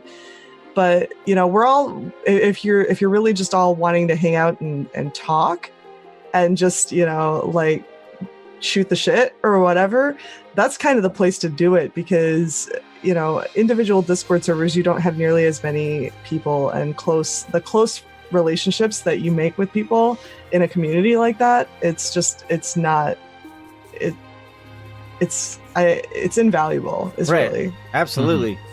Yeah, no, and I wasn't joking, for real. We just actually, in our DLC Discord, we just had a discussion about how we should start collaborating with other teams, especially teams that are doing cool stuff and have, you know, built these awesome positive communities. So like, DLC should start like reaching out to some of these, and we could do some collaboration, maybe some charity work or who knows what. But like, there's a lot of cool teams doing cool stuff, and I, you know, in the spirit of inclusion, I think, you know, I hate the idea of like, oh, she's on that team, so she can't do stuff with our team. Like, I think it'd be cool if, like, we do more of that type of stuff and just kind of promote good things. Mm-hmm. So, TMA, we don't associate those. We only do our type B good over here. Yeah. So awesome. Yeah. I 5v5 games team. Oh, dude. Yeah, let's do it. Well, we'll win, sure. But still, I mean, you know, if you want, we can do it for charity or something, but we will probably beat you. Just gonna put that out there. That's some trash talk, baby. All right. Maybe we'll. Depends on the games, actually. If it's Fortnite, we will lose. I think there's There's like one person on our team that plays Fortnite, I think. I don't think we have a ton of Fortnite streamers either, honestly. I knew I liked you for something. Dead by Daylight. Maybe, yeah, we get down with that. Dead by Daylight. All right. Well, thank you so much, MerlynTemple. Thank you for having me, especially on the first podcast you guys have of the year. I know. It was really special. It was a good one. Even though Meshyf ruined the beef twice. Yeah. We're gonna hold him to the fire. Do better. Do better, Meshyf. New Year's resolution. He's like, I know, I'm gonna set the bar real low for this first one. No, I'm just kidding. No, I really appreciate him doing that. Like I said, we don't pay him. He does it because he likes doing it. But next time, MP4, bro. And give us a little more time. Just put a big like red screen. With not like just yeah, just pause. Just a red stop You've sign. Too far. Exactly. Hey, bitch. Just something abrupt and just like offensive. Just like an animated ass cheek or something. I have one you can use if you need something. We'll put an end to the ruining the of spoiling the beef. We don't want spoiled beef, right? We want hot, fresh beef. That's gross. No one wants burnt bologna. All right. Well, thanks. And James, any last words? No, not at all. I do have one thing. Next week, it's Tuesday, right? I think. Yes. Yes. There's a Tuesday next week. No, the podcast, the Hit the Bucket podcast. Smart ass. The podcast next week is going to be on Tuesday night. Our guest could not do Wednesdays, so we moved it to Tuesday. Tuesday night, 6 p.m. Everything else is the same, but there's a Tuesday every week. Thanks, guys. We have a very special guest, very excited about. We'll be sending out all the announcement tweets and all that shit. But please come back, check it out. Please go to the YouTube channel and subscribe. Dingle that bingle, whatever they say over there on the big red play button. I don't know. I'm not really into the YouTube thing, but if you could show some support over there, we're trying to make that grow a little bit. You can always go to hitthebucket.com, find all the links there, and this will go up everywhere by Thursday night, Friday morning. We usually get it out there. Merlyn, anything else you want to say? Anything you want to plug? Anyone you want to say hi to? Anyone you want to expose live? I just want to say again, thank you for having me. I am a variety streamer and I stream mostly Tuesdays, Saturdays, and Sundays. Tuesdays are whatever I want. Typically Saturday nights I do retro games like Sierra Adventure, and Sunday I do viewer requests. So on my Discord I have a channel where you can go and like request a game for me to play on Sundays. Awesome. But yeah, that's about it. And definitely have to plug Clever Nation. Obviously, we talked a lot about them, but Clever Nation is super awesome. Love that community so much. And yeah, that's about it. Cool. Well, yeah. So for those listening who aren't watching this, first of all, shame on you. This is live right now on Twitch. Come hang out on a Wednesday night. Second of all, if you're listening and not watching and you didn't see the link fly by on the screen, it's twitch.tv/MerlynTemple. So go check out her stream, give her a follow, and laugh your ass off. She's fun to watch. Is there anyone that we want to go give a little raid to? Merlyn, do you have any suggestions? I think my new thing is to let the guests suggest. It's kind of fun. Yeah, we did it last time and it turned out well. Geez, let me look through who do I have in my list. There's a lot of people here. I have so many people on my list. Have you rated Lars before? I don't think so. Sounds cool though. Lars is awesome. We should raid Lars. Do you just want to put his screen name in chat so I can copy pasta that bad boy? Yeah, it's not. Yeah. Alec, thank you so much. That Meshyf girl's already on it. Mm-hmm. Lars was at TwitchCon too. Oh, it's just LARZ. That's it. Yep. Oh, that's a good one. Yeah, he was awesome. Yeah, Alec, make sure, like I said, next week it's going to be on Tuesday night. It's usually Wednesday nights, but if you want to come back next week, we'd love to have you. Tuesday night, 6 p.m. All right, we're going to hit the raid here for Lars. MerlynTemple, thank you one more time. And if you want to stick around in our little video chat for a second, we usually do a couple promotional just screenshots to use for like the thumbnails and stuff. So yeah, no have problem. a good one, everyone, and we will see you next week.